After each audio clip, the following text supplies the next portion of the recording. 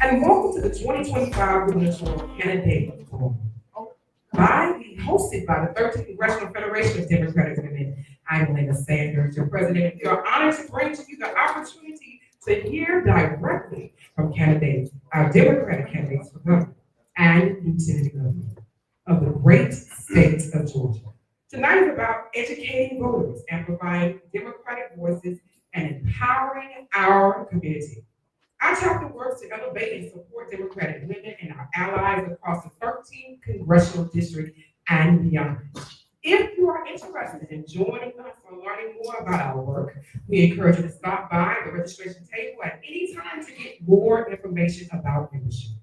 Thanks to Ben West Enterprise for the live streaming of tonight and the 3 R's for the official timekeeping. Thank you so much. We received a communication from Honorable Keisha Lance Bottoms on Monday regarding her absence, and as well as Senator Jason Anthony's regarding his absence. So we thank you so much.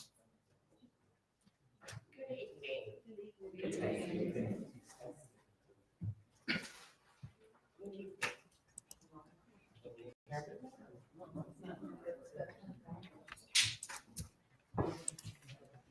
Good evening. My name is Alana Neely. I'm the 3rd Vice President of the 13th Federation of Democratic Women.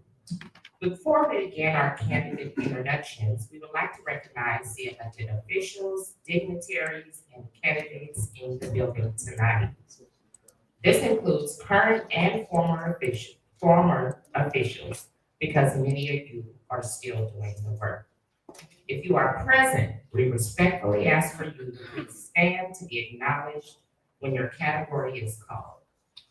First, may we acknowledge any state officials. This includes our state senators, state representatives, and all elected officials serving in state government.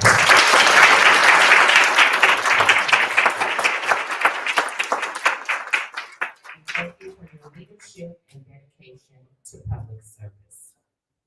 Now we'll ask the county officials to please stand. And this is going to include our commissioners, county chairs, and CEOs. I'll clap for myself.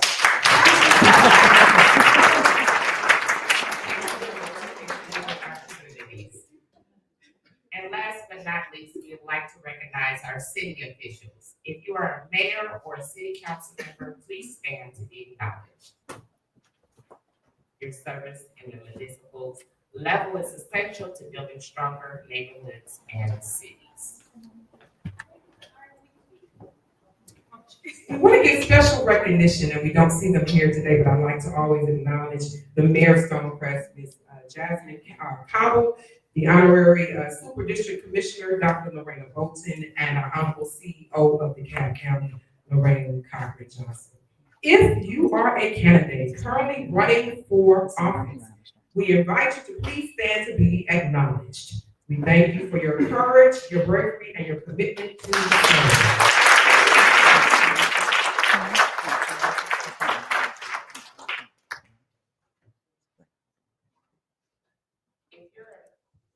If you're a member of the 13th Congressional Federation of Democratic Women and all chapters of the state of Georgia, please stand so we can thank you for your dedication and commitment to our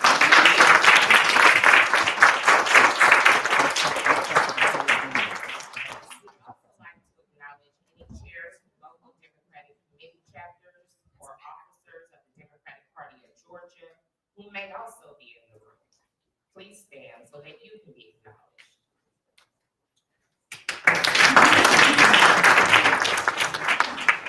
All right, now is the time. Let's hear from our candidates. Each candidate will have 45 seconds to introduce themselves to you. Please keep introductions brief and impactful. With Pastor Omen Brown.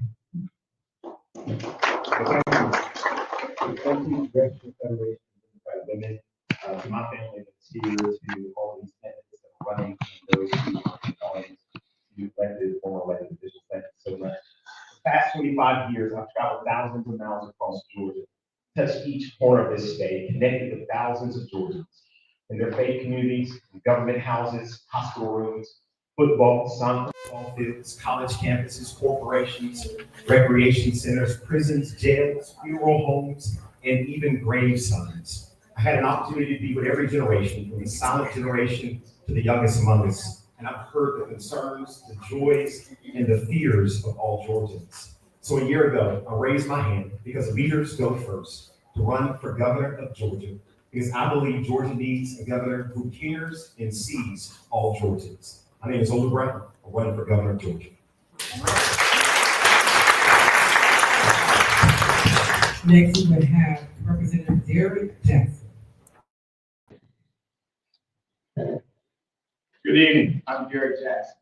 For over 2 decades, I had the distinct privilege of serving our nation as a lieutenant commander in the United States Navy, deploying to defend our freedoms and our rights. I've led the corporate executive suites, making strategic decisions that drove growth and created jobs. And for years, I've had the immense honor of serving you as a state representative here in Georgia. But above all, I am a husband and a father of 7 incredibly young adults. My family future, like yours, is tied directly to the strength and prosperity of our great state, Georgia. And that's the reason why I'm running for governor. Next, we're going to introduce our candidates for lieutenant governor, starting with Senator Josh McCoy. Good evening, y'all. My name is Josh McLaurin. I got to start out brief because we have 45 seconds. I'm a state senator in North Fulton County, Alfred, Atlanta, Johns Creek, Roswell, Sandy Springs. And I am running for lieutenant governor because we need a voice. We need a fight. Right? We want to win. You're tired of losing.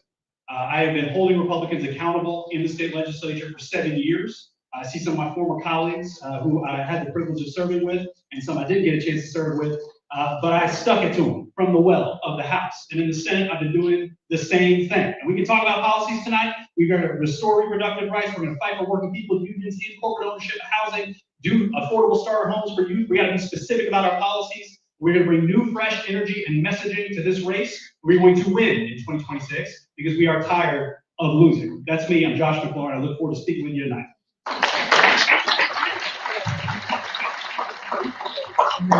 Candidate is Mr. Richard Wright. Good evening, everyone. Good evening. Everyone in the room, repeat after me. I am important. My views matter. Everyone in this room is important. We must make every Democrat throughout the state of Georgia feel important. So about me, I moved to Atlanta in 1997 with the GED, and I moved here to be a rapper. So no one sided me. And right, so through the grace of God, through a praying mother, I went back to college, got my undergraduate degree. We only got my graduate degree. I'm a CPA currently. I also attended Georgetown Law School. And so I want to take that experience along with working in corporate America to serve you, because everyone in this room is important. Everyone throughout the state is important.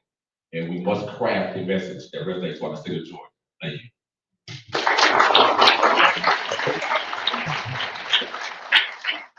Thank you to all of our candidates for your introduction. Now let's explain tonight's structure in the forum. This is a Democratic forum hosted by the 13th Congressional Federation of Democratic Women. While it is not a debate, it is a platform for you to hear directly from the candidates in a structured and respectful format. Our moderators this evening will be myself, Maya Allen Neely, third vice president, and President Alana Sanders. We will ask a series of prepared questions directed at the candidates. Each candidate will have 2 minutes to respond. There will be no rebuttals. Following our round 1 questions, we will open the floor for audience questions. Questions must be 30 seconds or less, and candidates will have 1 minute to respond. And to edit that, our candidates will have 1 minute and 30 seconds to respond to the audience. Are you all ready? Yes. Each candidate has been asked to a set of thoughtful and timely questions. These are designed to address key issues affecting our state and its people. We will read the questions once, and if you need for us to repeat the question, please let us know and we will oblige. We will begin with a question for all candidates. Question number 1. Georgia ranks near the bottom nationally in per pupil funding and student outcomes in underserved areas. How will you, as governor and lieutenant governor, work together to endorse fair and increased investment in public education across all communities, including rural, low-income, and urban schools? We will start to my right, your left. Well, thank you. Education is important to me. I have a lifetime teaching certificate for grades K through 12. My mom was my 4th grade teacher. She said she never cried so much in her life until she taught me in the 4th grade. So education is near and dear to my heart. To answer your question, here are my goals related to education. First, we got to modernize Georgia's K through 12 education system to meet the demands of a 21st century world. We're not educating students to be citizens of Georgia. We're educating students to be global citizens. We also have to prepare students for real world success and not just standardized tests. But to get specifically to your question about funding, we've got to address the funding formula that is current for our state that gives proceeds and resources to each of our schools. And we've got to redistribute the wealth to make sure all of our students have adequate resources. The education system is supplied with all that they need, technical assistance, the in-class assistance, so that our educators can train not citizens of Georgia, but the greatest global citizens you've ever seen.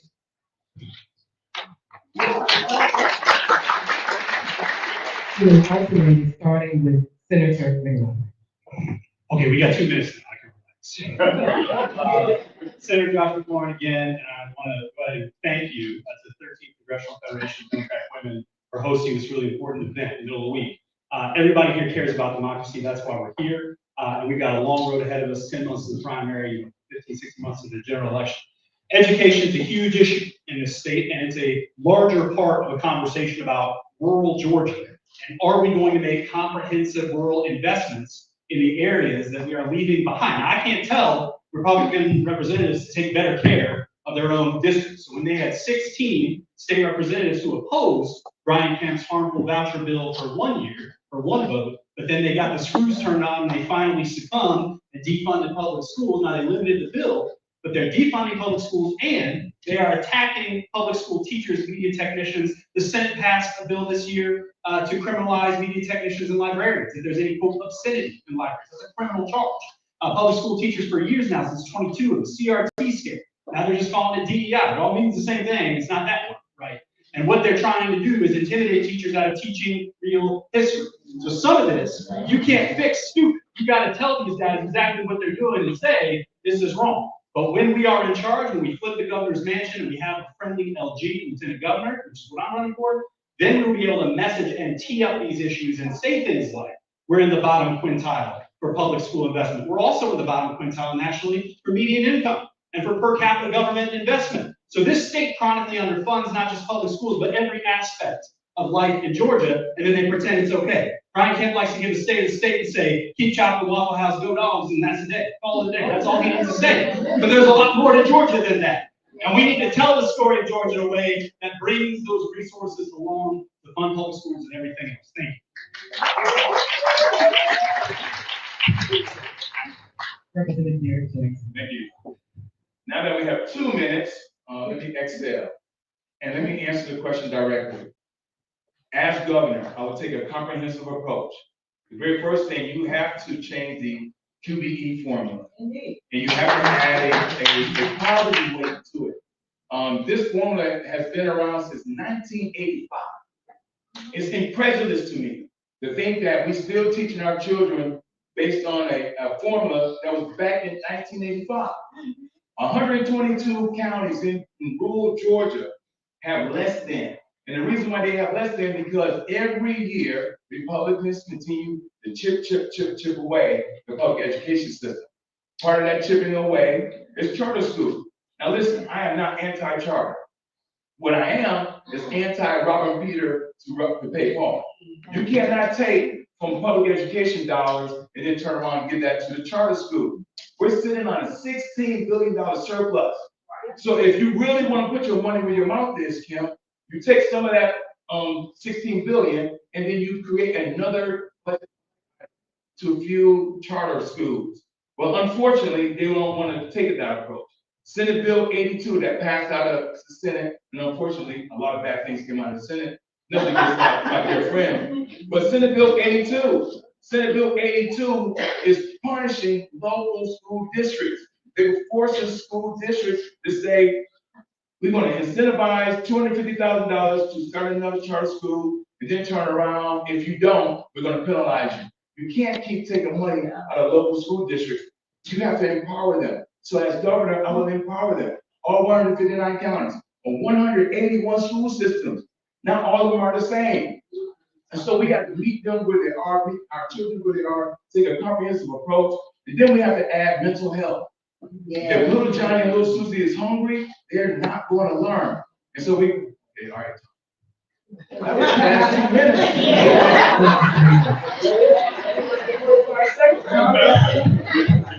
Put this microphone down.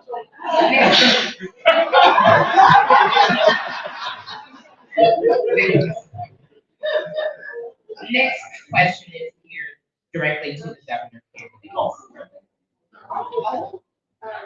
My apologies, sir. Please forgive me for that. Mr. Richard Wright. Yes, thank you for hosting this event. The time, I have a GED, but also have a CPA license. And so I understand what education is because I lived it. I dropped out because I didn't think I was smart enough going forward. But I got going forward. So the MBE formula, the MBE formula, excuse me, is a formula that needs to be adjusted. But we in the community, especially as the American community, we have to rediscover our love of education. And that's a very important fact. And so what I want to do as a lieutenant governor is to address the $11 billion surplus that we have and that we're not spending on education. Because you get a surplus by doing two things. You either overtax or underspend. And I think Lieutenant Brian Kemp has done both. And so funding education means addressing the issues of the community. And I agree that every community is different in how we need to address them. And so I believe that we need to do what we didn't do a couple of years ago. COVID happened, right? And our kids were out of school. And so we need to start investing money in summer school for kids who are not really at grade level, right? That's what we need to do. And we need to influence the parents to send their children to summer school so that they can learn. And once they do that in 2 consecutive summers, I'm going to influence the Senate to put a bill forth that says we need to retest kids because for 2 years of summer school, will their scores materially change? And if they do, then we can scrap this voucher bill because the voucher bill is $144 billion and it's only going to fund about 21,000 kids, where 400,000 kids qualify, right? And so get rid of the voucher bill, put that money into our schools and learning during the summertime so there won't be any learning loss because we've all been young before. And we know that we moved off during the summertime. Right. And so we know that learning loss happens in the summertime. So we can keep our kids continuously learning, continuously growing, then they'll be much better off. So, right? The next question is geared to all the governor candidates. With housing costs rising and infrastructure aging, how will you tackle the affordable housing crisis and invest in transportation, broadband, and environmental justice? So that answer is going to take more than 2 minutes, but here's the long and short. You have over 4.6 million homes in Georgia. And we passed a bill a couple of years ago to try to level set by using a consumer index, which is a model that is flawed to begin with, which is the reason why in 2016, we stopped doing that. It's hard to think that you can evaluate a home in Buckhead with a home in DeKalb. They're not the same. The infrastructure is the same. The size is the same. The market is different. And so as governor, the best way to deal with affordability is increase the minimum wage from $5.15. Our minimum wage is $5.15. Let me say it on this side. Our minimum wage is $5.15. It's been that way since 2001. And so I have a bill already, House Bill 600. House Bill 600 says increase minimum wage the first year to $15, second year to $20, the third year to $27. By doing that, 2.3 million Georgians who are living below the poverty level right now, that basement will become the ceiling. That's what makes it affordable. And when you take households that's making $33,000 and it's a family of four, and then you turn around and make it $65,000, now they can take vacations. Now they can breathe. And now they're doing more than just one paycheck away. We have a federal government right now that's firing people at will. And that's causing more stress. And so call me the governor of hope. Hope that I'm gonna lift that minimum wage. Hope I'm gonna make affordability a past tense. And more importantly, when you look at infrastructure, 122 counties in rural Georgia still have dirt roads. So I'm gonna reverse engineer this. I'm gonna focus on rural Georgia and work our way out towards in. Because not everything can be dictated by the 13 counties that make up the Atlanta metropolitan area.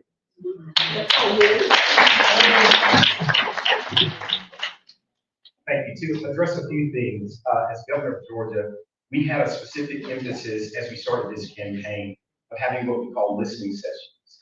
So I've had more than 40 of these listening sessions throughout Georgia, specifically in South Georgia, and I've sat across the table with folks to hear their lived experiences. And here's what we're understanding. They want a better quality of life in Georgia. That impacts housing, that impacts wages, and it also impacts technology. Let me speak very briefly to housing and how we can address it. We can establish the Georgia Housing Trust Fund to support new affordable housing construction, rehabilitation of aging units, and the preservation of naturally occurring affordable housing. The second thing we can do is expand first-time homebuyer programs with down payment assistance, credit counseling, and financial coaching tailored to low and moderate income families. So that's on the housing side. But what about the wage side as it relates to a quality of life? As Derek mentioned, a minimum wage is not good enough. We have to fight for a living wage in Georgia so you can afford to work and live and play in the state that you love. And as your governor, I'll fight for it. The final that you asked is about technology, but let me take a specific slice around high-speed broadband. We had a crisis during COVID with internet access, with so many kids that fell behind because they didn't have basic internet access. Even post-COVID, that is still a reality. As your governor, we're gonna fight for broadband technology throughout all of Georgia. So that is my answer to your question. Thank you so much. And before we move on, I'd like to acknowledge our mayor of Stonecrest, Georgia, Ms. Jasmine Cowell. Thank you so much for coming. And also, officials that actually into the building, you might say it as well. Thank you so much for coming as well. State officials. This question is for our lieutenant governor candidates. As the presiding officer of the Georgia State Senate, how will you ensure that critical legislation, especially bills that support working families, public education, and healthcare access, are fairly heard and not stalled due to political gridlock or partisan agendas? We will start with candidate one. Great question, right? So we have two things to do, and I say we because we are on the agenda. We don't want to be Martella 2.0, right? And that very well may happen. Or we can be Casey Cable 2.0 because the Senate can go behind closed doors and every one of us will win. They can change the rules. And so I tell people the why I'm running for lieutenant governor is the technical skill, but one of the other reasons is the disposition. And so the person in the senator seat, especially in the lieutenant governor seat, especially with the Republican Senate, is going to have a disposition to be able to reach across and work with the Republican majority. That's critical, very critical. And so I plan on working across the aisle, but we also must hold principles. We must hold our Republican friends to the business of working for the people. And so that's what I plan on doing as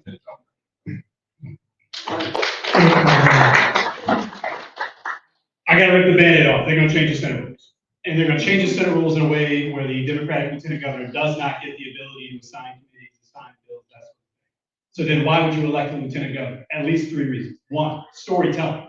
That is the bully pulpit. It's a statewide office. You got a housing question just now. It's one thing to say, as a policy matter, that out-of-state hedge funds that own apartment complexes and single-family homes are a problem. It's another thing when you find out it's happening in your district, you drive up to Roswell immediately with an 11 Alive crew, and you stand there while the property manager says, you need to get off the property, and we say, not until we finish telling the story of what just happened, which is that your residents, my constituents, had to go to a lake with a bucket to fill up the water so they could flush their toilets for 3 days because the out-of-state corporation didn't care. Okay, so you need a storyteller who's going to be up on that dais to go out in the hallway, do the media hits, and explain, frame public opinion according to our narrative. That is how we win. Number 2, fundraising nationally. We need to flip this Senate Democratic caucus by 2030 in time for redistricting. That means you need somebody who can go fundraise. Go elsewhere in the country and say, Georgia Democrats are up to something and we need your help. Okay, the third thing is a little bit of procedural answers, all right? Now listen, I'm a lawyer. I'm not gonna necessarily grind the whole thing to a halt, but I am the one who called to adjourn when there were enough Republicans out. I'm the one who moved for reconsideration when they took the votes they just shouldn't have taken. I know the rules of order, and I want to use them in an advantageous way to do as much attrition as we can to stop their agenda. Now, what Richard said is absolutely right. You need to stick it to them and have relationships with them. And that's exactly what I did. I got $1 million in the budget this year for PTSD research for veterans. I passed the first statewide booting regulation, booting of the car booting industry that's ever been passed in Georgia, and I did that on a Republican House bill with Republican support. Behind the scenes, Republicans tell me, we like that you're speaking up because you're saying stuff we're not allowed to say or else we lose our jobs. But publicly, they know you gotta stick it to them and be righteous and tell the story of the chaos that's happening in this country and the spineless leaders at the state level who can't do anything about it. Thank you.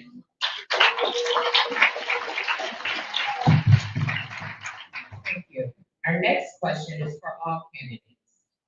Georgia remains one of the few states that has not fully expanded Medicaid, leaving hundreds and thousands without access to affordable health care. If elected, how will you jointly address Medicaid expansion, and what steps will you take to reduce disparities in maternal health, rural hospital closure, and mental health services? We'll start with Mr. Jackson. All right. Go to voteDerekJackson.org. VoteDerekJackson.org, because on there you will see I was signed the Medicaid expansion on day 1. But we cannot stop there, but we've been fighting this fight for 15 years. So we're not new to this, we're true to this. We've been fighting this fight for 15 years, but you can't stop there. Black maternal health is a problem in Georgia. Black women should not be dying. You should not have a death sentence simply trying to bring life into this world.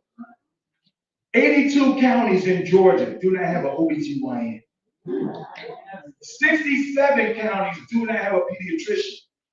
So Georgia, we have to put our money where our mouth is. We got to make sure that we got doctors in all 159 counties. We got to incentivize that. We know how to grow industries. We can do that also through doctors. We have 12 counties with no doctors at all. You have a hospital, Phoebe Putnam, down here in Albany, where my wife is from, service 40 counties. It's incredulous to think that we can grow rural Georgia when hospitals are closing. 4 hospitals will close because of this big ugly bill.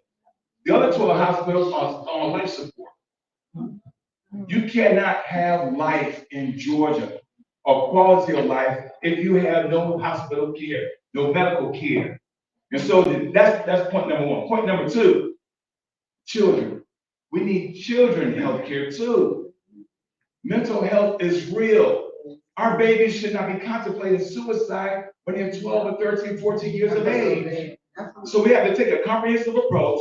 We have to make sure that we shore up those at CDC, right? I just had a meeting with CDC employees, and over 2,000 employees at CDC were fired. So we can't fight mumps and measles when we have no one that are experts, subject matter expert. My colleague here is an expert. Dr. Jasmine Clark, she's an expert. So, oh my God. I think you need to go fast. They get a chance to stand.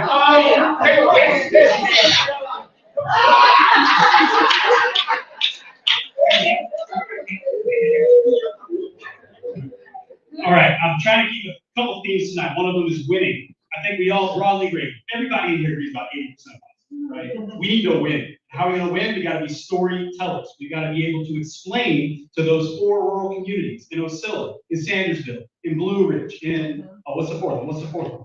Sandersville, Osceola, Blue Ridge.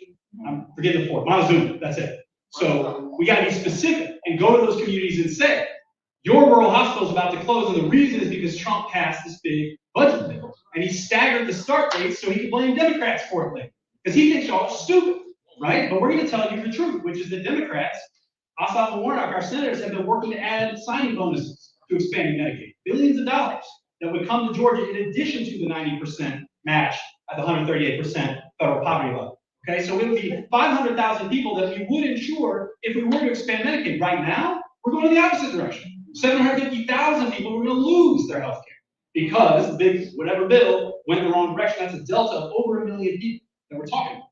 But what good is it in terms of our policy and our ability to change things if we can't explain that to people? The fact that you have to drive however many minutes or hours to get to a primary care doctor, an OBGYN, or a specialist, that's not inevitable. That's a choice. That's your leaders in the state of Georgia saying, we don't care if rural communities are dealing with this. We got to be specific. You know, a story that I think is crazy is I saw a post online about somebody in Iowa who had to explain to their brother. The brother said, well, the Medicaid cuts won't affect my family because we have Hawkeye. And the sister was like, what do you think Hawkeye is? That's the name of Medicaid, right? And so we got Peach Care. We got programs that people rely on. We need to be specific about it and say, look, this is what they're cutting. They are cutting your lifeline. And we got to be able to get on TV and do it convincingly, where people realize they're not just partisan Democrats and they disagree. No, they're people who care about these communities. And they look like all of Georgia. We have diversity on our side as a party. And that's how we're going to do it, is with convincing messaging to tell rural communities what Republicans are doing. Thank you.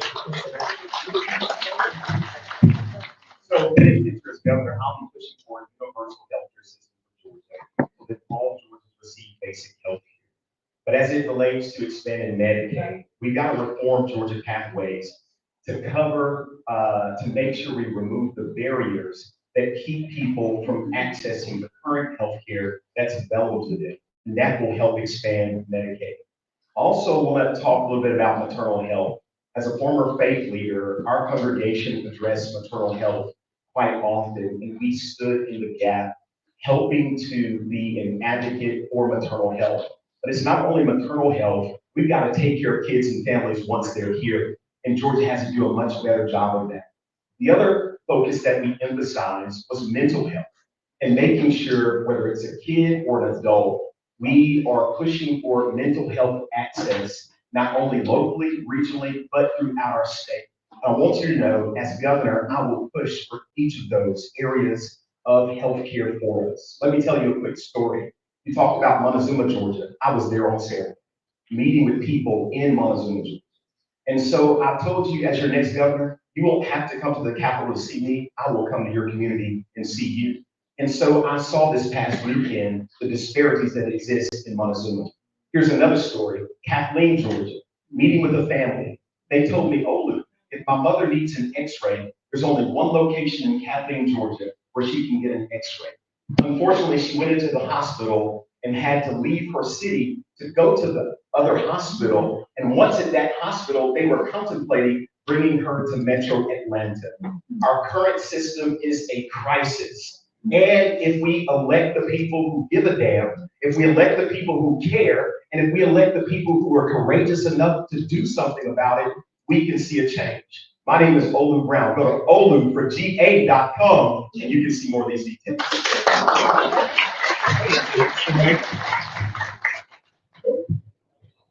I think the question must be asked is how come people continuously vote against their best interests? In those 82 counties, I was willing to bet you that all 82 voted Republican.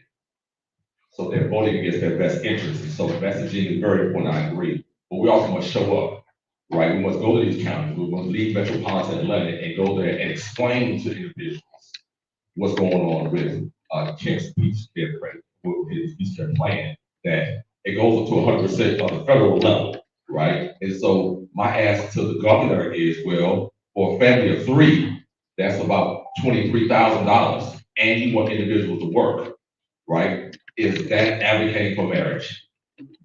That's a question that we need to ask, because a married couple is gonna make more than $23,000 with a child when you're asking them to work, right? These are questions that we must ask. I think that what we've been doing a lot is we handle, Governor Kemp with kid gloves, right? He is responsible for everybody in this room, not Donald Trump.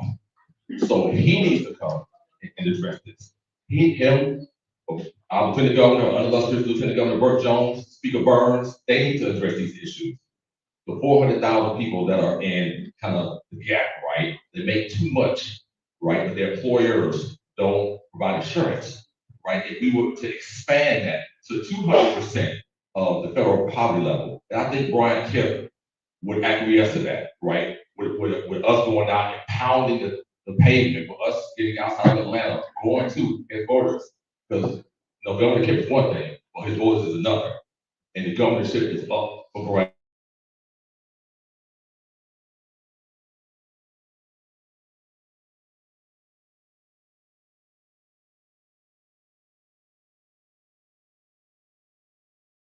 Right? And we're going to use $11 billion that is surplus and undesignated to invest in people, because that's what we have to do. We have to invest in people. Thank you.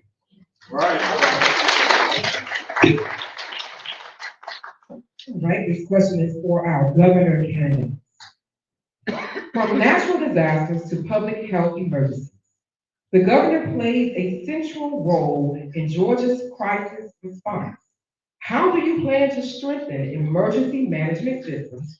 And what is your approach to coordinate with counties and cities during times of crisis to ensure equitable response and recovery? Starting with Pastor Brown.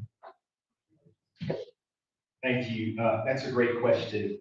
Next month will be a year when Hurricane Helene came through, and that was on a Friday. That Saturday, I was scheduled to be in Chesapeake. I left Metro Atlanta, went 16, and got off the exit, and I've never seen anything like that in my life. It was a disaster of a magnitude that I had never seen, even on TV. I was literally driving through tunnels of trees that I could tell Georgia Power didn't cut it, but the community came out and cut back pathways to get through those properties. And I kept going to that area month after month. And I remember talking to a fella in a Burger King as he was filling up his drink. He said, I still haven't moved back into my house. There are people to this very day who have not been made whole from Hurricane Helene. And the buck stops with the CEO, who is the governor. As your next governor, I'll make sure we'll meet with all emergency management officials. We will look at our programs. We will look at our processes. We will be honest about what works well, and we'll be brutally honest about what doesn't work well. We'll borrow from other states. We'll even look around the world for best practices to make sure when it comes to responding to natural disasters, and God forbid we have another one, the chances are we will, that Georgia will lead the nation in responding to Georgians, and we will make people whole.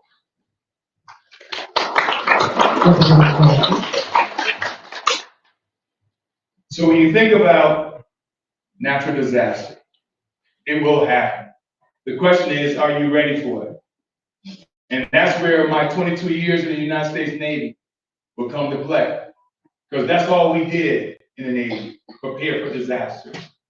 Right now, that Hurricane Helene, the reason why we're not whole is because Donald Trump refused to give the $5.1 billion that was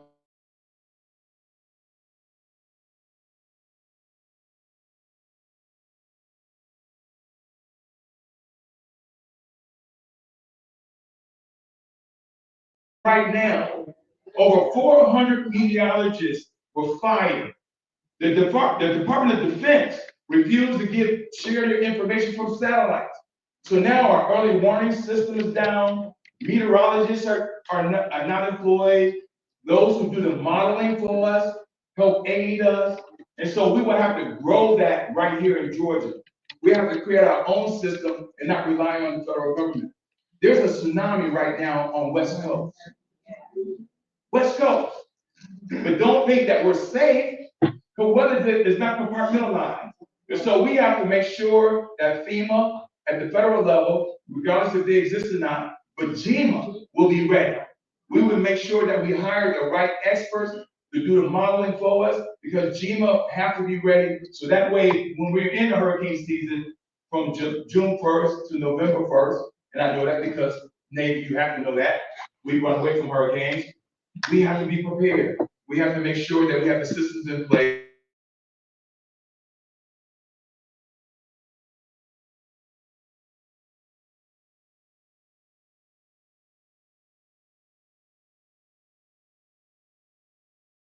That early warning system that we need. As governor, someone with 22 years of military experience, I will make sure that you're ready and informed. Yeah, last question before we go to the audience, and it's directed at the lieutenant governor candidates. While the governor sets the policy agenda, the lieutenant governor plays a key role in shaping how these priorities move through the Senate.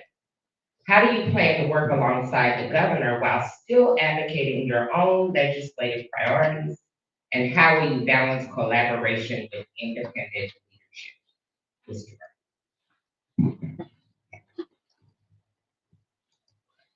Working with a Democratic governor would be a lot easier than a Republican governor.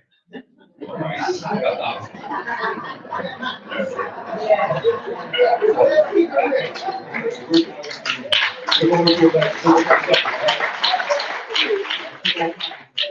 Democratic governor, right?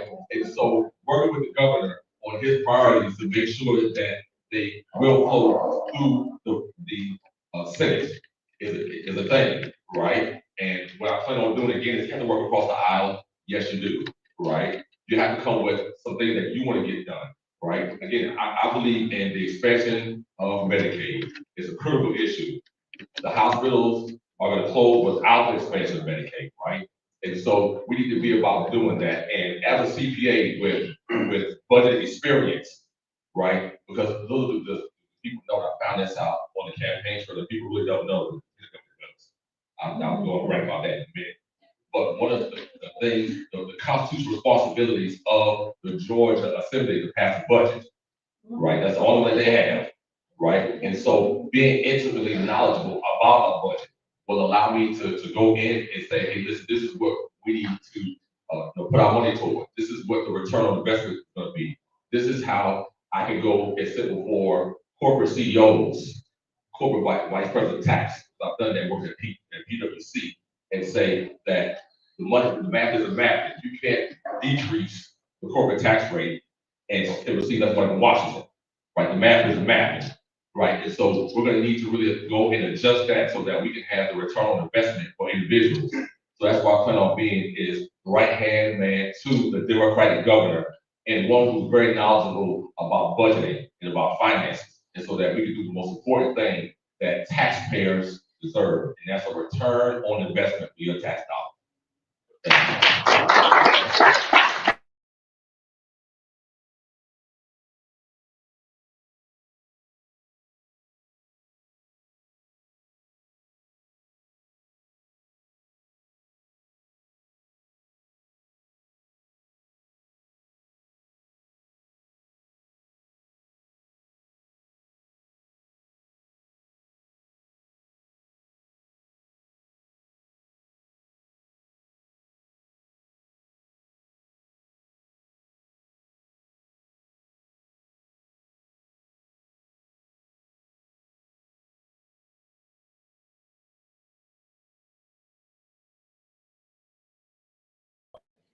Is an exercise in patience. It's an exercise in understanding that, again, things are bigger than whatever you think. The one little tack you would make to the bill, okay, I would do it just maybe this way. But guess what? I'm not the minority. Guess what? I'm not the chairperson of that committee. So I've got to roll with my team. You know, they say Democrats fall in love, Republicans fall in line. Now, you don't want to fall in line as much as Republicans are doing right now because they're basically an authoritarian fascist party that is all at the whims of this one guy who didn't get loved enough as a kid. I'm sorry to say it, but that's why we are where we are, and now we're all paying the price for it. So that's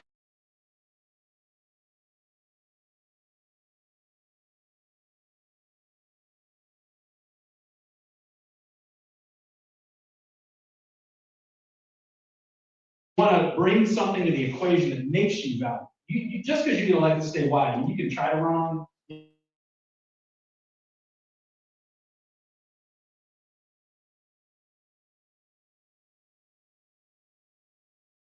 Trust, you have to be uplifted. You got to fill people's cups, and that's true of voters too. We can't just send them mail shaming them for not voting. We got to give voters something to believe in. You got to give the governor something to believe in. And then you got a message in your lane with the governor when you can, but when you feel like things could be a little different, you got to, show a little, hey, I might go a little long and say something. I might say something a little different than what you want me to. Can you work with me on this? But it's all about touch. It's all about sensitivity. Oh, there we go. We're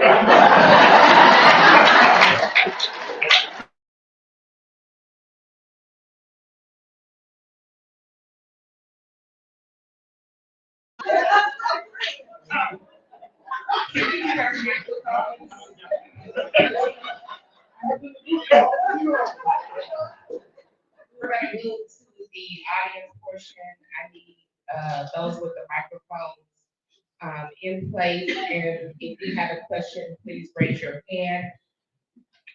Keep your questions under 30 seconds. And please direct them to one or two candidates only. You want to move to the front?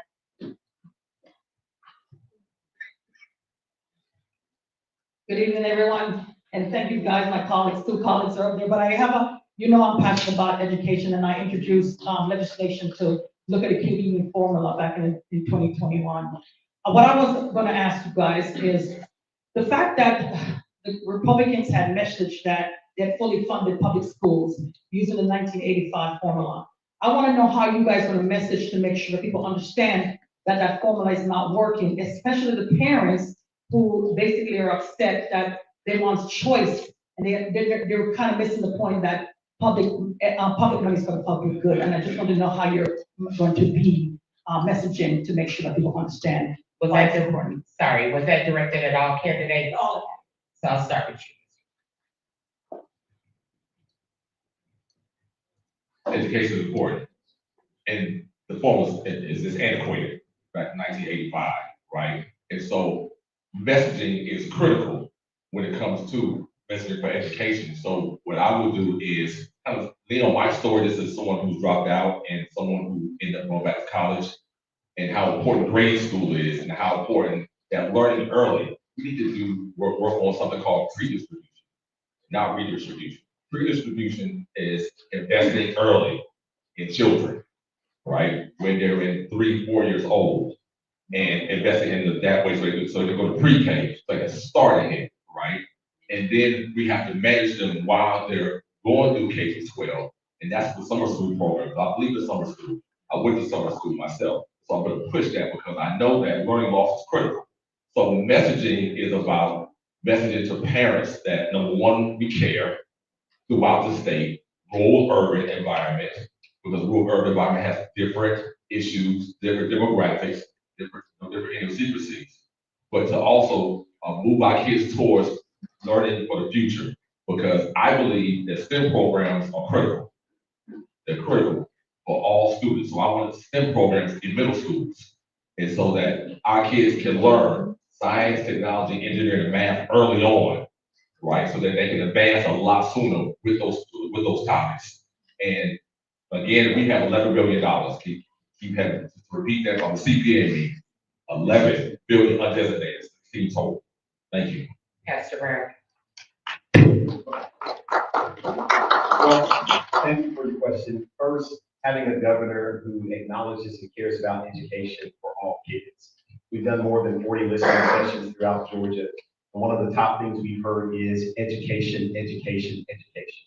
We know the formula is broken, and I believe we've got to go a step forward in messaging and marketing. We've got to cast a vision for education in Georgia that is a student-centered, customized, modernized education system that prepares Georgia students not to be citizens of this state, but to be citizens of the world.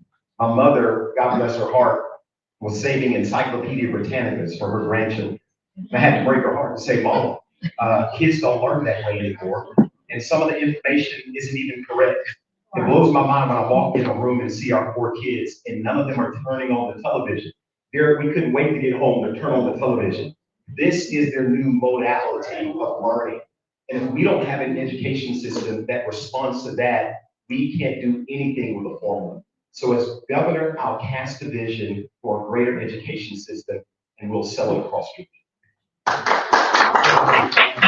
Well, I learned last time, so I'm gonna keep it super brief. I think Pastor Brown's basically right, that if you have a governor that prioritizes education, has a vision for how education is changing, that's gonna get you 90% of the way on this. Because I think the way, just day to day, the way the media works on any issue is that the Republicans who occupy the statewide offices set the agenda and frame the narrative. And then Democrats get a little bit of a dissenting talking point that they kind of put into the media.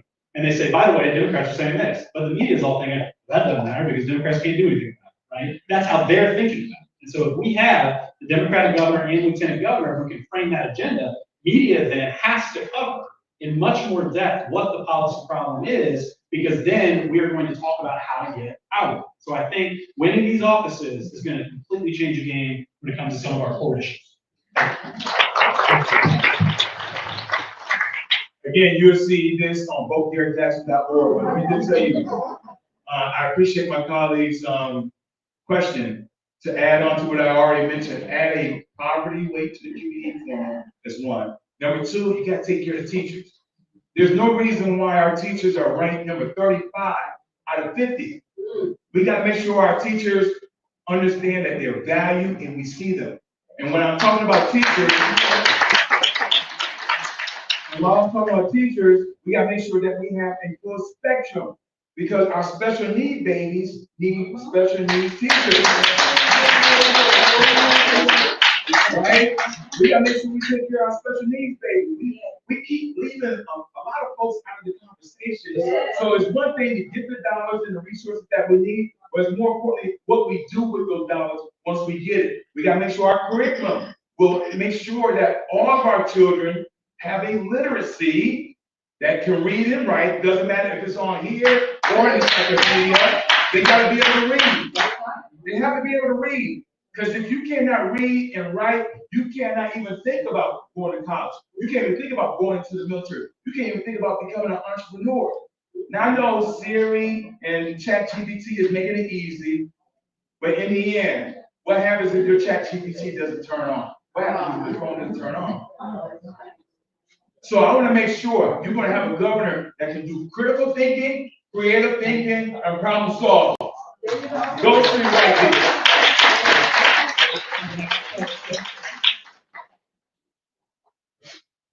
Okay. My question is this. I've heard everybody talk about, and this is for the governors. I've heard everybody talk about the maternal, everything they're gonna do for the kids, everything they're gonna do for the teachers. What about the seniors who can't even afford their medicine that's $1,000 a month and they check ain't even $1,000 a month? What you gonna do for the seniors is what I wanna do. This is personal. Right now, I'm taking care of my 88-year-old aunt. She's been given to Medicaid. Medicaid's birthday is today, 60 years.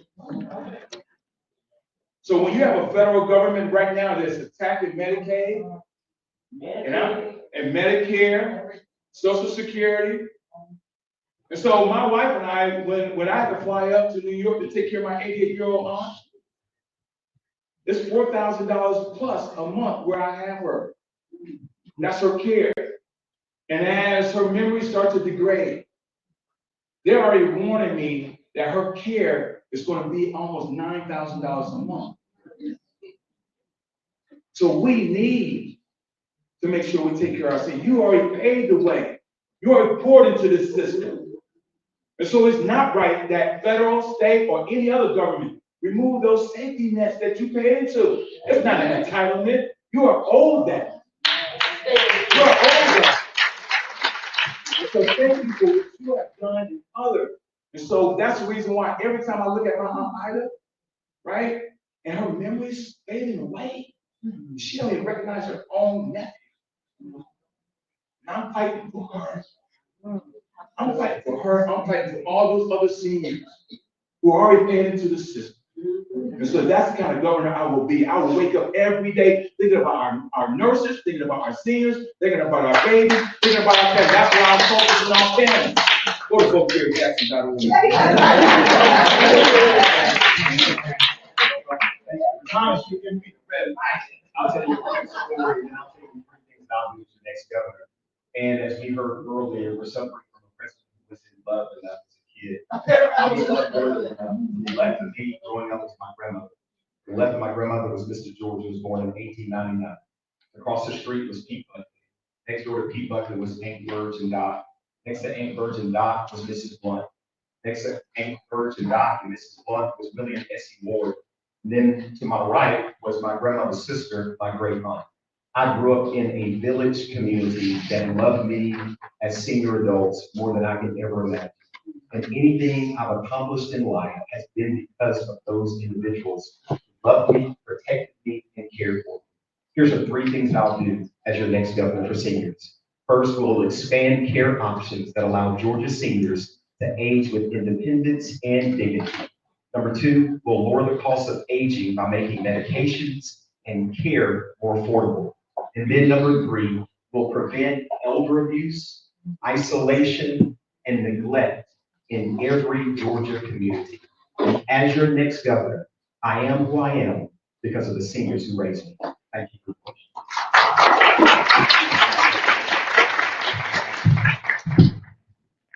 Good afternoon. My name is Troy Bishop. I am a teacher and also a political organizer. So I have a question and comment. My question is, will you be courageous and use a different fields approach? And I ask that because John Ossoff, Jason Carter, Stacey Abrams, all people whose campaigns I worked on when John Ossoff ran for Congress, they use an approach that does not work. Regardless of how much money they make, and basically what that approach is to make sure that rural people are marketed to and campaigned to. It's one thing to want to serve them as a governor, but they don't like you. They're not going to vote for you. Don't waste the money. Will you go for Democrats who are high, medium, or low propensity voters, because that's who we know will vote for you? Wasting money is ignorant, but people do it. And they also get a lot of,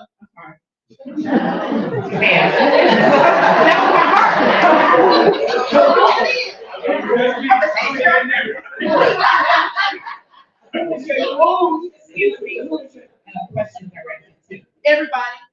All right. We can't go backwards. We can't compromise on our basic values because we think, reaching across the aisles how to get votes.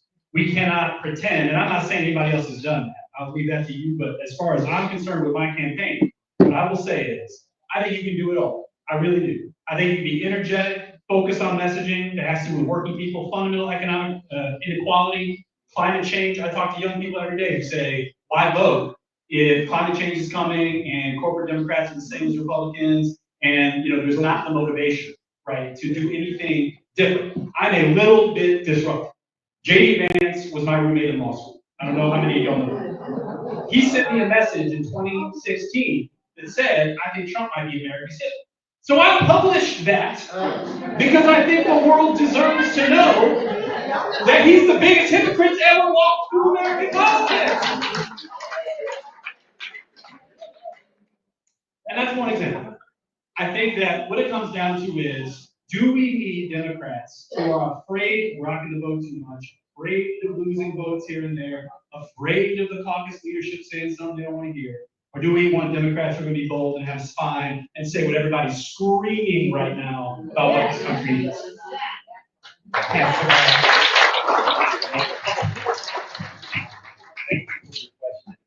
field approach. In 2007, a group of 25 people started a church called Impact in East Point, Georgia. And when I retired from pastoral ministry as the founder of that church 3 years ago, in our denomination, which is the United Methodist denomination, it was the largest worshiping congregation in the state of Georgia and became one of the fastest growing churches in our nation. There's no way you can go from 25 people to thousands, from zero budget to a $4+ million budget, with $2 million of that being payroll without everybody counting. There's no other way I know how to run for office than to go into the mountains, to go into metro, to go into middle, to go into south, and to go into the island parts of Georgia. Now, we'll have our consultants and we'll get our recommendations and we'll have our analysis. But I want you to know, my platform as governor is everyone counts. Every voice counts. When I'm in South Georgia, here are the three things they tell me. Olu, Georgia is more than Atlanta. Don't forget about us and come back. When I was in Atlantic Station last night in Metro, people cared about the voice and the message and the presence. So wherever we happen to be in Georgia, I want you to know I see you, I hear you, I'm fighting with you, but most importantly, I'm fighting for you. That's our field approach.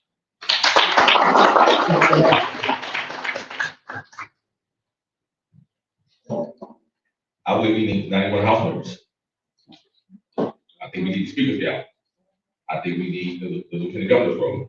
I think we need the governor, right? That's how we fight, right? We must fight to win. And so speaking to rules, George, is running someone against every single Republican in this state. Right? Every Republican must feel threat that they would have to run against a funded Democrat. The DPG has to fund Democrats running up and down the ballot, right? So these Republicans can't just skate to these roads, right? And so that way, that's how you organize it. So asking to be a leader, right, means that you have to lead. So I plan on helping every single House and senator who's running for a Democratic position in the Georgia Assembly, right? Donating to them, helping fund them, right? Because that's how we get change. You get change by removal, right? Again, we need to take the House back and we need to take the Senate back. And that can happen, right? It's gonna happen overnight, no. But I believe that with aggressive campaigning in rural areas, letting them know, going down there, speaking to them, saying, hey, you matter, right? Not with an Atlanta-centric message, but with a message for rural Georgians, that we care, that we're just not some party that some Republican defined us as. This is who we are. And this is why you should put the Republican currently in office out of office. And so that's what I plan on doing. And that's how I plan on organizing it. It's helping every single Democrat up and down the ballot win next year. Now, if I understand the question correctly, and I'm definitely not going to speak for other candidates of the past or present, but my campaign manager is here, my wife is here, a lot of my supporters are here. Everyone that's affiliated with Team Jackson are all Georgians. We're not flying nobody in, no consultants. If you don't live in Georgia, you don't know Georgia.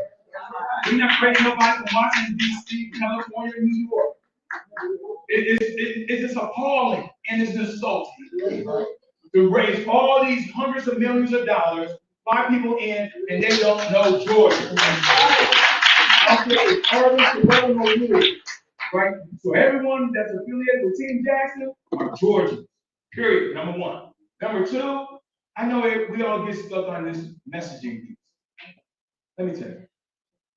In my 42 years of professional experience, 22 years, United States Navy, 10 years, corporate America, and nearly 10 years under that gold dome.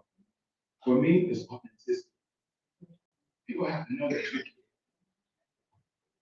all these other talking points, reach across the aisle, which doesn't work, by the way. It don't.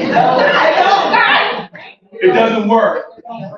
Governor Kemp just signed 378 bills. Of that 378 bills, 5 were Democrats. I'm not interested in reaching across the aisle because every time I reach across the aisle, they chop my arm off. I am pro-Democrat. I am pro.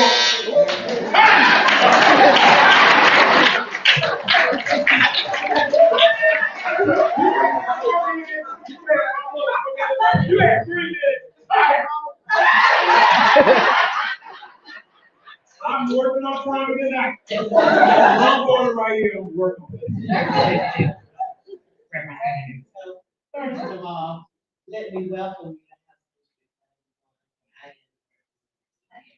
Thank you. I have one question, but only to 2 candidates, not to diss you all, the other 2. I want to talk to my colleagues who know, the ones who have been tramped on, we have been trounced this entire season, and no doubt that 26 is going to be worse than 25. So my thing, especially in my district, but of course for the entire state of Georgia, is about Medicaid expansion. About it, my colleague and my seatmate about it, but we know what's going to happen next year. We know that we have a Senate race. We know that it has to happen from the top. I'm getting there. I'm taking privilege. However, so I'm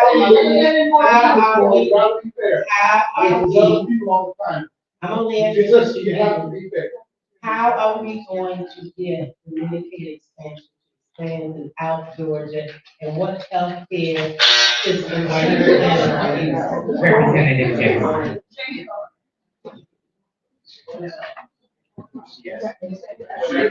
I'm assuming you were Representative Jackson and Senator McLaurin.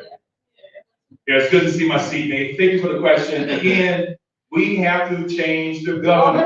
We have to change the governor. We've been fighting this fight for 15 years. And so we keep saying every year, every election cycle, Medicaid expansion. It's not that it's not resonating, but we gotta make it real. 2021, 169 women lost their life. 169 women lost their life. That same year, 2021, 776 children lost their life. Trying to come into this world. Unfortunately, they were in Georgia.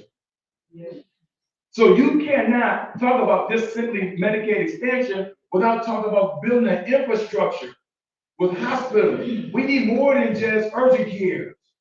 We need doctors and subject matter experts, right? Because once we do that, then those 169 women that should be alive, there's no reason why their death certificate is stamped preventable death.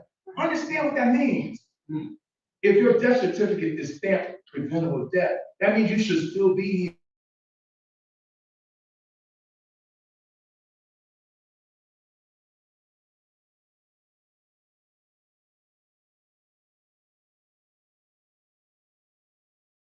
As hospitals, we should have more than just one level 1 hospital downtown.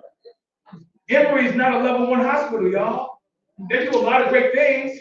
My colleague would tell you, but they're not level 1. They need more resources, more doctors in order to achieve level 1 status.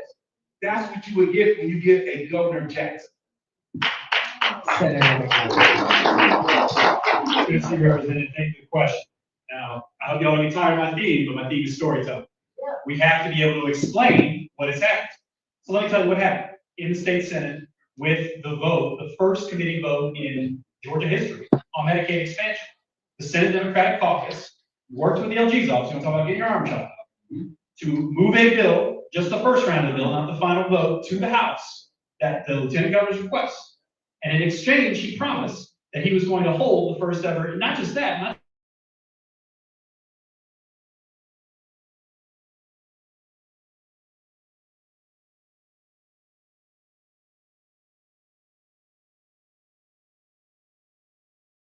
they're going to set up a quiet committee vote. Well, what did they do? They broke a promise. As soon as the bill moved to the House, what happened? We were in committee, and they said, well, we didn't know y'all were going to take a caucus position. Meaning, that's like saying to the arm and the leg, well, I didn't know y'all were going to use a brain in court, right? I didn't know y'all were going to walk using a brain. So we took a caucus position that we were going to vote against the final version of the bill. We were going to have the committee vote on Medicaid and go to the floor. Well, the Lieutenant Governor sent a bunch of Republican senators to committee to kill Medicaid expansion in committee. We got to tell people what happened. We got to tell people that they broke promises. We got to name names. We got to explain. Wellstar lobbyists came to our office and said, well, Medicaid expansion would have saved us last year. I said, would it have saved you 10 years ago? They said, well, certainly. I said, then why aren't you saying that? Why aren't you going to TV and saying, we, Wellstar, Brady, all these systems, we need this because of energy care. They won't do it. You got to speak truth to power.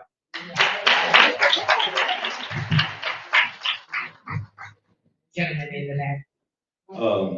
I don't think it makes a difference whether you're Republican or Democrat or Independent. But we got a lot of no good Democrats and a lot of no good Republicans. And I want to know what you guys gonna do about those lobbyists, the one that put that money in your pocket. You're gonna say one thing, and then when you get down there, you go take them about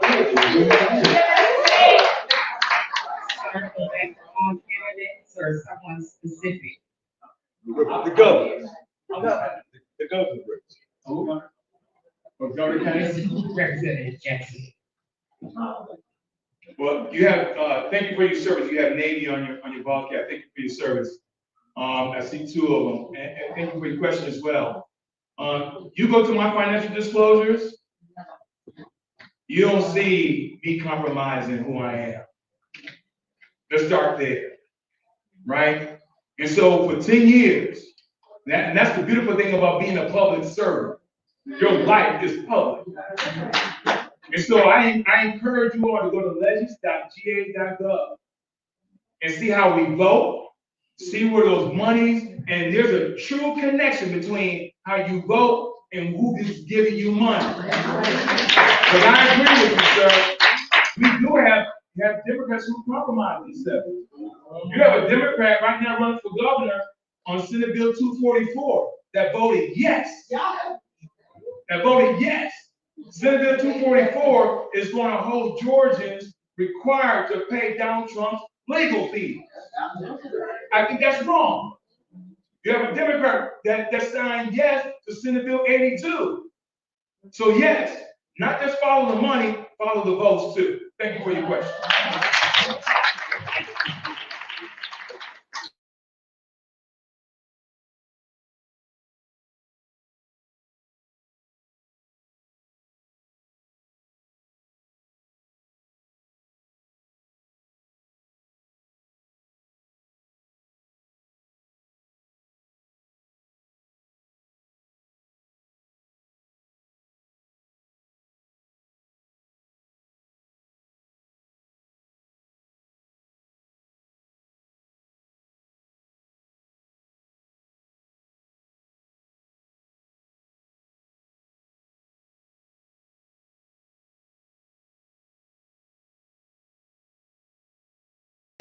And this is going to be directed to candidate Brown and as well Josh over here. I've already talked to you guys.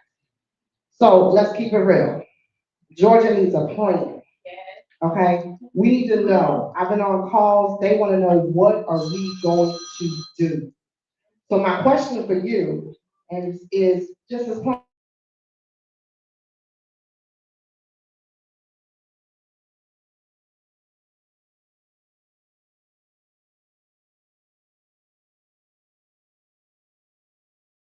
To the people.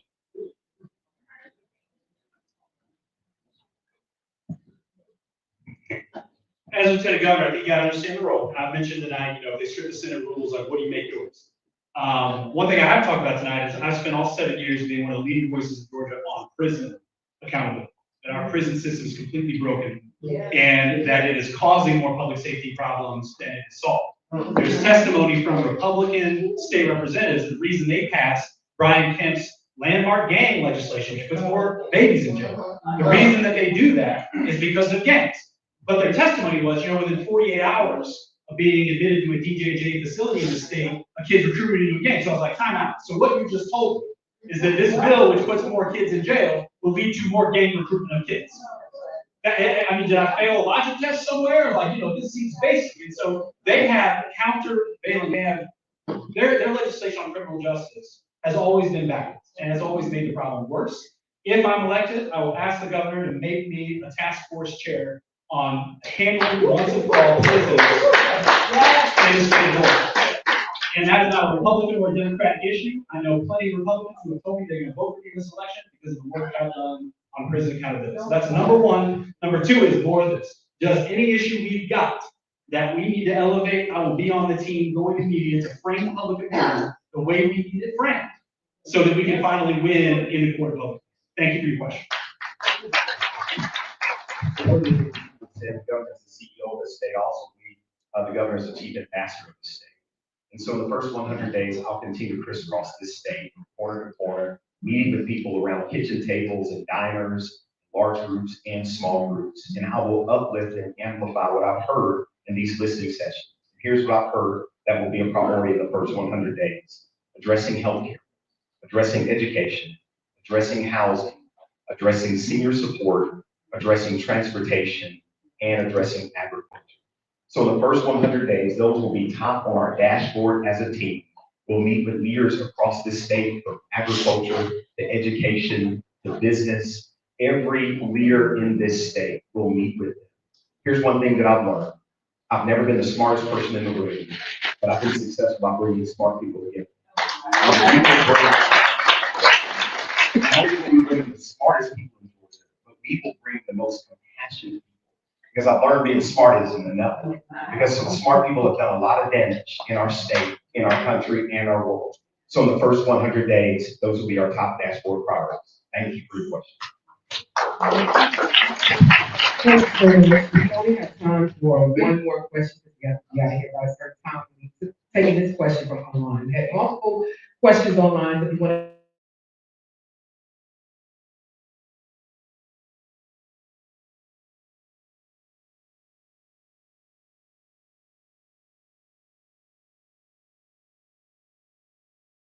confrontation. When they go low, we go high. That is no longer the case. Can we be aggressive and respectful in messaging and delivery? And that goes to all the candidates, and we'll start with Senator. I won't be done. I've told you a couple ways tonight that I've tried to fight. I've tried to use the soapbox, the platform that we have to bring the fight. And I appreciate my colleague, Senator Wicks, who has endorsed the campaign for nodding along. And I'm proud to have the support of a lot of my colleagues, Senator Derek Malice, Senator Kim Jackson, Senator Salihara, the list goes on, because they have relied on me to be a team player in fighting for all of our values aggressively. Now, the low-high thing, may be a little bit too simple, right? Like we get really wrapped up in like, where are we punching? And I feel like maybe it's do a good judo move and let them down without killing. It's like, oh, but you lose, right? If we could be agile and we could stick it to them maybe in a way that's not always aggressive and angry. Think about how depleted we are, how exhausted we are. We've all given our time, treasure, our energy for the last 10 years to fight fascism, and here we are. And how are we going to get out of this? That's like the essential question of our times. You got to have somebody with humor. You got to have somebody who is going to be, again, uplifting, because, again, to build trust, you have to be uplifting. But you can be uplifting and deliver the point home at the same time. I gave a speech on guns in 2022. I'll wrap up with this, where State Republican came up to me afterwards. He said, Josh, this is our sense. Josh, you really got us there, man. You brought us in for a big hug, and then you shanked us over and over. And I think that's what it's got to feel like. They've got to understand that they're being held accountable. You can't hold punches when it comes to that, but you can't do so in a way that's fundamentally unkind, signals to voters that we all hate each other and we're not involved in this project. It's a careful balance, but it's one I'm proud to have tried to strike in my 7 years. Thank you.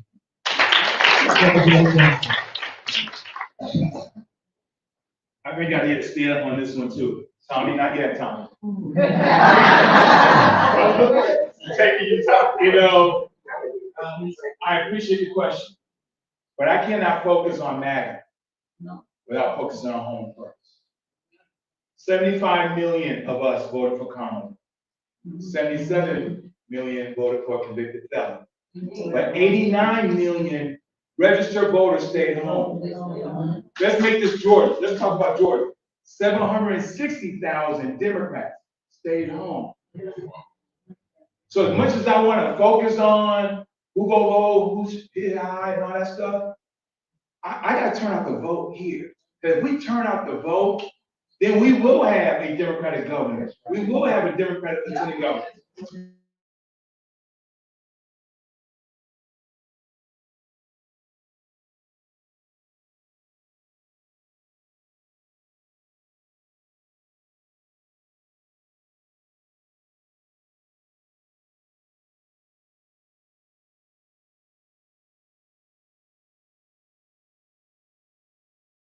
For Senator Warnock and Kim on the same ballot. That made no sense. I'm just being honest. And so as much as I want to take the fight, and I'm a fighter, that's how my single mother raised me, right? But I got to make sure I turn out the vote. See, because if we turn out the vote, we're closer to flipping the House, 11 seats. Not so much in the Senate because how they Jerry. Or vote Jerry Jackson down.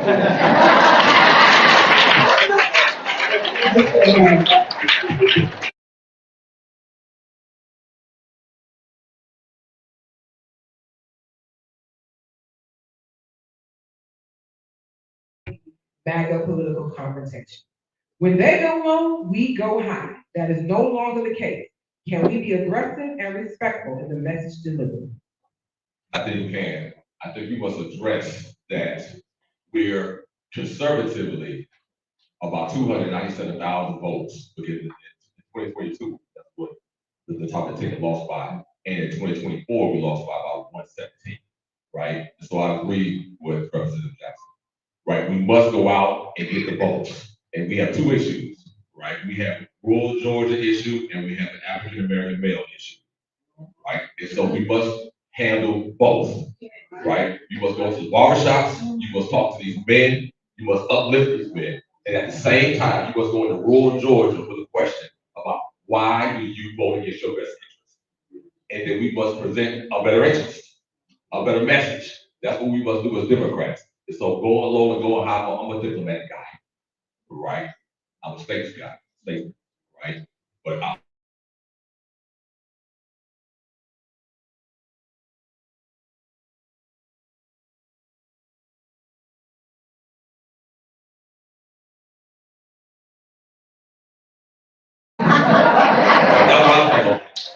right. And I know that my gubernatorial, colleagues will as well. And so we need to flip the governor and we need to flip the LG. And I believe that in doing that and going into rural Georgia and talking to people, we can get to 91. Because that is the goal, is to get to 91, the governorship and the lieutenant governorship. Richard Wright will be about doing that business. Thank you. So much of my success professionally and personally has been around this philosophy of focusing more on what we're fighting for as opposed to what we're against. And I think the issue, particularly the Democratic Party here late, as we've been focusing more on what we're against. When people want to hear what you're for. And I think we can crowd the messaging with what we're for, we can change the scale in 2025 and in 2026. You know, when I was with that group of young professionals last night at Atlantic Station, I could stand in front of them and say Donald Trump is wrong all through the end of the night, but it would make no difference. That's not the message they want to hear. They want to hear about healthcare. They want to hear about small business ownership. They want to hear about opportunities to live their best lives in the state that they were born in or they were transplanted into. And I believe as a Democratic Party, focusing less on the craziness of MAGA and more on the vision that we have for this state to be more prosperous and fruitful as Georgians, I think we can win in 2025. We can surely win in 2026. Focus on what we're for more than what we're against. Let's give our candidates all of them.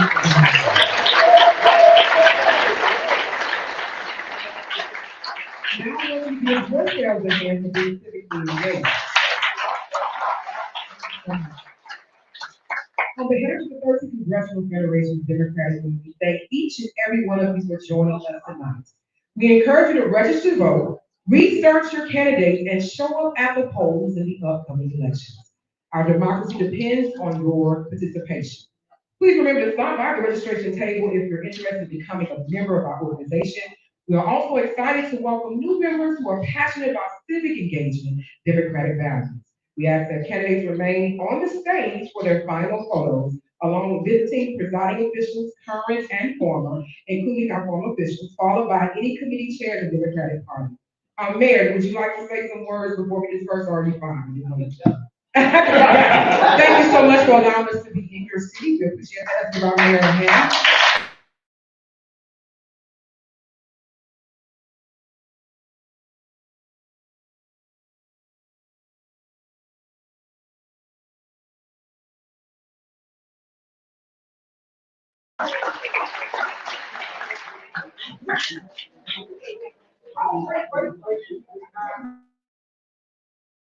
Sit down, please.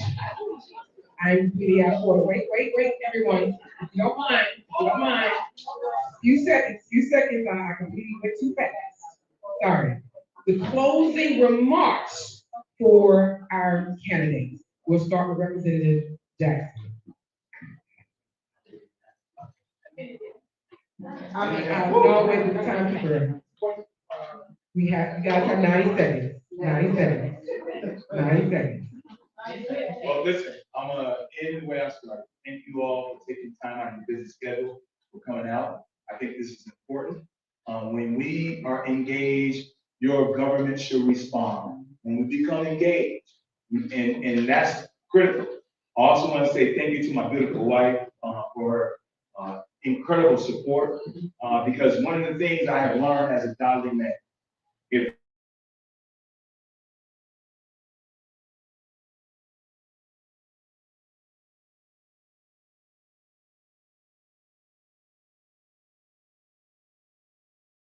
on this gubernatorial campaign, thank you for keeping our seven young adults, and myself straight. Listen, I have 42 years of leadership, service. When I think about John Lewis, he said, when you see something that's not right, not fair, and unjust, we have a moral obligation to do so. And that's why I'm running for governor. I'm taking these 42 years to become your next governor. 22 years in the United States Navy, 10 years in corporate America, and nearly 10 years under that gold dome. My fight didn't just start in the last year or the last day. My fight has been these last 42 years, fighting for our Constitution, fighting for our rights, and fighting for those things that matter most to me. And that's family. That's family. So go to votegaryjackson.org. I will be here because time is about to buzz me. Go to votegaryjackson.org.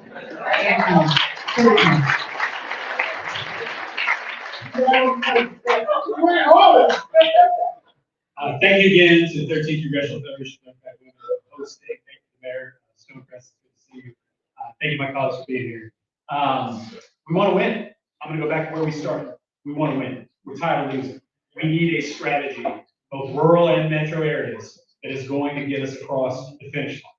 I have run since 2018. I've never lost a race.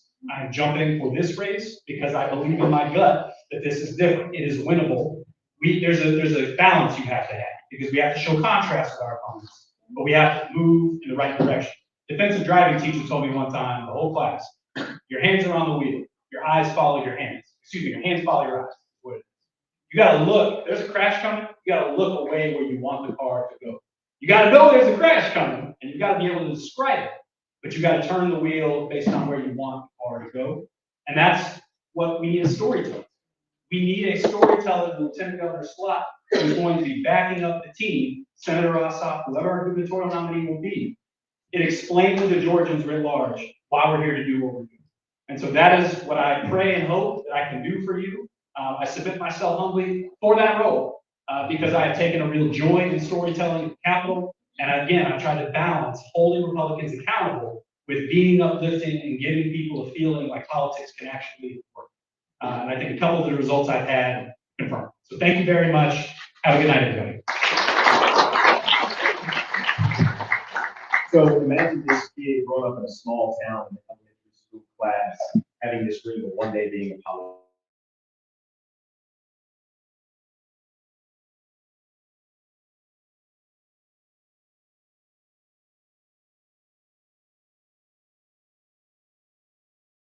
School, I raised my hand to accept my call of ministry, and that has been my service to community, to people, to a state, to neighborhoods, to a nation, and even to our global society. As your next governor, I'll bring all that I've learned, all that I've experienced, and all that I believe to our state's capital. But that is just the beginning. We'll go to the mountains of Georgia, we'll be in metro, we'll be in middle, we'll be in South, and we'll be in coastal Georgia. And no Georgian will ever be able to say, I had to come to the Capitol to see our governor. They'll all say, our governor comes to me. I care about Georgia. I care about people. And every single day, as your next governor, not only will I fight for you, I will fight with you. Go to olu4ga.com and read more about my candidacy for governor of Georgia. Thank you so much tonight.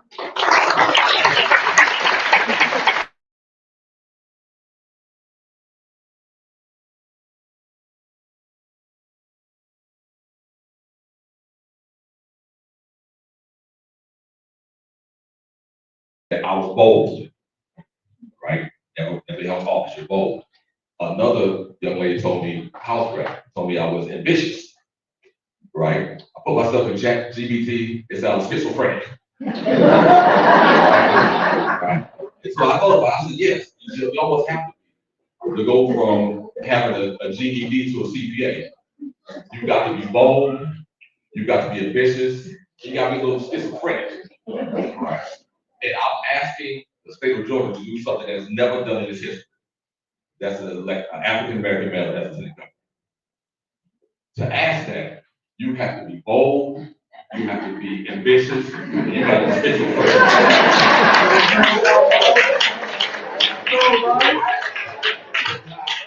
It's not reality until it's reality. It's not a person until it's a person. Right? And so usually I talk all my skills all day, but that's what I'm asking everyone in this room to help me achieve, is to be the first. Thank you very much. Thank